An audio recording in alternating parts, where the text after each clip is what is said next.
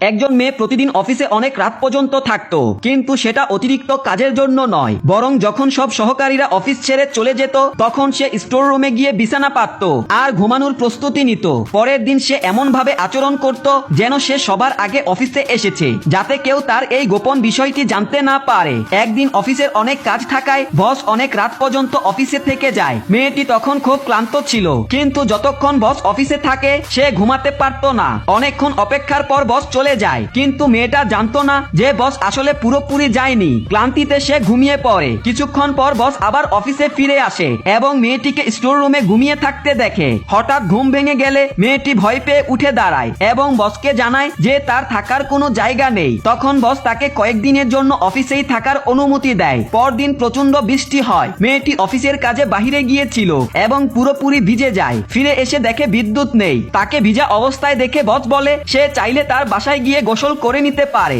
গোসলের পর কৃতজ্ঞতা জানাতে মেয়েটি রাতের খাবার রান্না করার সিদ্ধান্ত নেয়। তখন বস তার বিছানায় শুয়েছিলেন, কিন্তু ঘুম আসছিল না। রান্নাঘর থেকে খাবার তৈরির শব্দ শুনেই বস গভীর ঘুমে তলিয়ে যায়। তখন বস বুঝতে পারে রান্নার শব্দ তার ঘুমের জন্য উপকারী। এরপর বস একজন গৃহপরিচালিকা নিয়োগ করে, যিনি রাতের বেলা রান্না করে, কিন্তু তাও তার ঘুম আসে না। শেষমেশ বস সেই মেয়েটিকে গৃহপরিচালিকা হিসেবে নিয়োগ দেয় এবং চুপি চুপি তার জিনিসপত্র নিজের বাড়িতে নিয়ে রাখে।